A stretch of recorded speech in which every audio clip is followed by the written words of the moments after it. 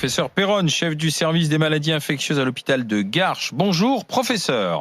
Aujourd'hui, nous faire croire que l'épidémie progresse partout dans le monde alors que c'est faux. À moins de 10 décès par jour en France, c'est pas plus que n'importe quel virus respiratoire chaque année. Pour moi, c'est un grand délire, mais qui est instrumenté, parce que c'est pas par qui ? Par Big Pharma, je pense, et puis aussi les politiciens peut-être intéressent qu'il n'y ait plus de rassemblements dans la rue au mois de septembre-octobre alors qu'il y avait des grandes manifestations annoncées.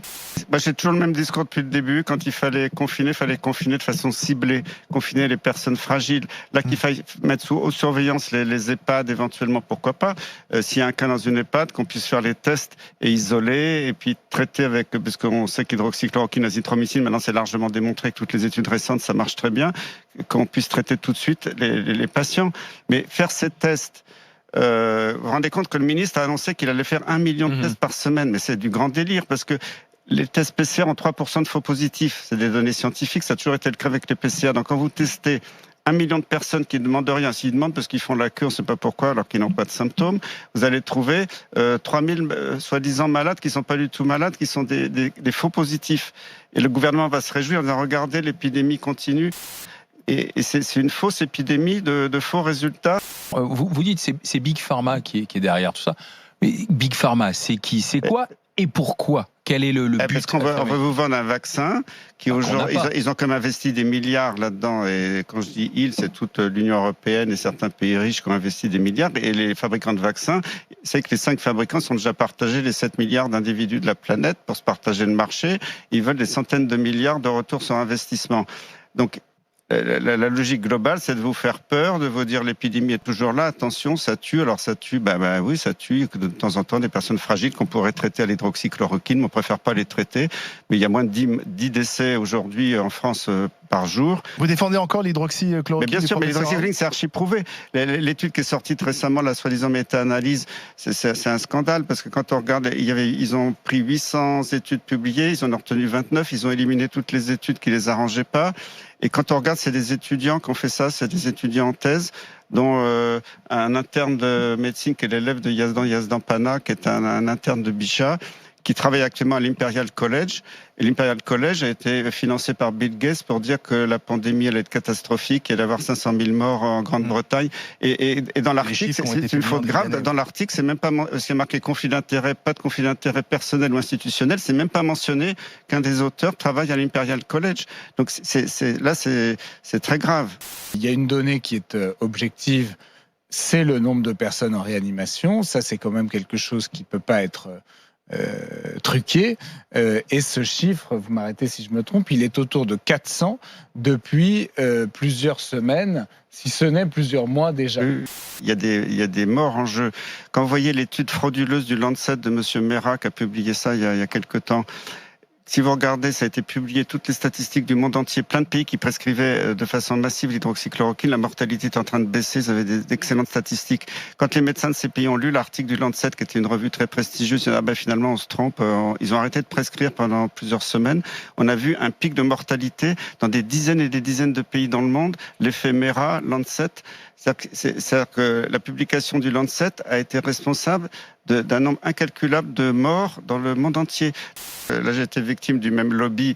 Quand on a montré que l'artémisia marchait, une étude randomisée sur plus de 1000 patients sur le paludisme et une autre sur la schistosomiase, qu'on appelle aussi bilharziose, c'était imparable. La tisane marchait mieux que le médicament officiel. Ça a suscité une colère monstre de Bill Gates, de l'OMS, parce qu'ils voulaient absolument promouvoir un vaccin pour le paludisme qu'ils n'arrivent pas à fabriquer depuis 20 ans.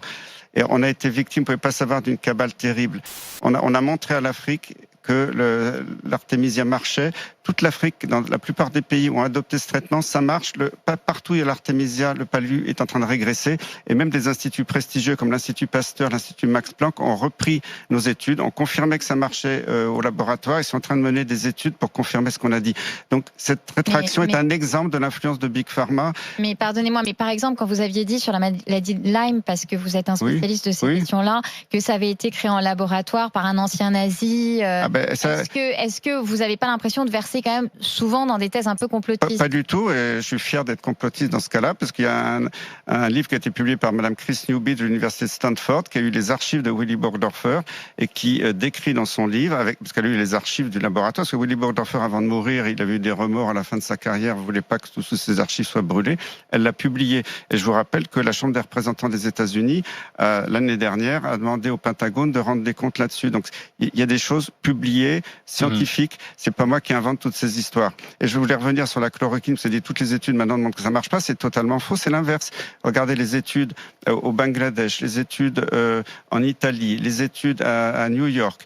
Sur des milliers de patients, ça marche à 95-98% dans certains cas.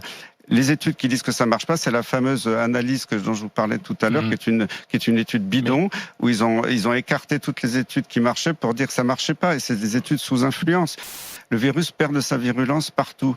C'est les statistiques. Regardez, la France a eu une létalité à 18,5% début juillet. Au mois d'août, c'était tombé à 15,5%. Partout, ça baisse. Donc c'est pas moi qui l'invente. Je me repose sur les chiffres de Santé publique France et les chiffres internationaux du Johns Hopkins Hospital, etc. Là, c'est une peur qui est organisée, je vous disais, à mon avis, pour des raisons politiques et puis de profit de l'industrie. Économique derrière. Économique, bien sûr. Là, ce serait, à mon avis, totalement déraisonnable de rendre obligatoire un vaccin pour un virus qui ne tue plus. Il y a eu dans le passé des vaccinations obligatoires comme pour la variole, mais la variole tuait 30% des gens, 33% des gens. C'était un taux de mortalité considérable. Donc c'était peut-être justifié à ce moment-là. Moi, s'il y avait 30% de mortalité en population générale, y compris chez les jeunes, je serais peut-être le premier à dire il faut un vaccin obligatoire, mais on n'est pas du tout dans ces conditions. Ça me rend fou de voir toute cette désinformation permanente. Désinformation. Oui, c'est la désinformation quand c'est pas cohérent avec la réalité scientifique. Merci pour votre attention. Suite à la réduction des activités économiques, je suis sans revenu pour plusieurs mois. Pour bénéficier d'autres vidéos introuvables ailleurs, merci de soutenir Forum France en utilisant le lien à l'écran. N'oubliez pas de partager sur les réseaux sociaux. Pouce à l'air et à bientôt.